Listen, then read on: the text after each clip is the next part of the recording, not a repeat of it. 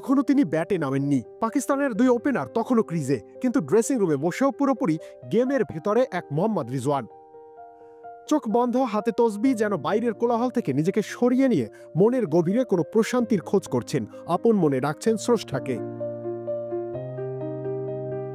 Cricket মানেই মানসিক লড়াই। সেই লড়াইয়ে নামার আগে রিজওয়ান নিজেকে গুছিয়ে নিচ্ছিলেন। কেবল ব্যাটিং দক্ষতা নয়, খেলায় টিকে থাকতে প্রয়োজন মানসিক দৃঢ়তা, স্থিরতা। আর সেই অর্জনের জন্য তিনি আশ্রয় নিলেন প্রার্থনার।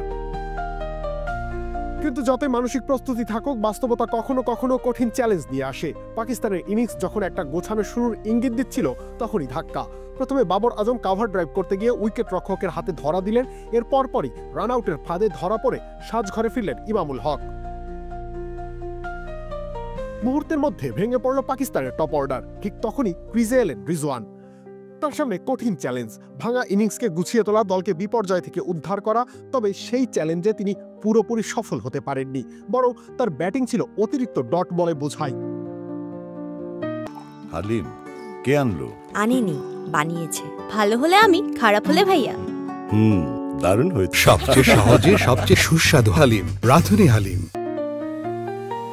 দুবাইয়ের মন্থর উইকেটে রিজওয়ানের ইনিংস যেন আরো মন্থর হয়ে গেল। ৭৭ বলে ৪৬ রান, স্ট্রাইক রেট মাত্র ৬০-এর আশেপাশে। আধুনিক ওয়ানডে ক্রিকেট যেখানে ৯০ থেকে ১২০ স্ট্রাইক রেট খুব স্বাভাবিক, সেখানে রিজওয়ান যেন সময়ের সাথে তাল মেলাতে পারলেন না। ইনিংসে ছিল মাত্র ৩টি চার, তবে সৌদ শাকিলের সাথে ১০৪ রানের এক গুরুত্বপূর্ণ জুটি গড়লেন, যা পাকিস্তানকে কিছুটা হলেও স্থিরতা এনে দিয়েছিল। ক্রিকেটে ধৈর্য প্রয়োজন, তবে কখনো কখনো বেশি ধৈর্যই হয়ে ওঠে বিপদের কারণ। মাঠে স্থিরতা দরকার, তবে প্রয়োজনে গিয়ার বদলানোর সামর্থ্য থাকা চাই। রিজওয়ান মানসিক প্রশান্তি খুঁজেছেন, নিজের খেলা খেলেছেন, কিন্তু হয়তো একটু বেশি শান্ত হয়ে গিয়েছিলেন, যেখানে প্রয়োজন ছিল আক্রমণের স্পষ্টতা। পাকিস্তানের ইনিংসে প্রাণ ফেরানোর জন্য যে জরুরি ছিল একটু বেশি তাড়না, একটু বেশি গতি। সেই তাড়না কি তার ব্যাটিংয়ে ছিল? প্রশ্নটা থাকলো সেখানেই। রবিউল ইসলাম রাউরি, খেলা ৭১।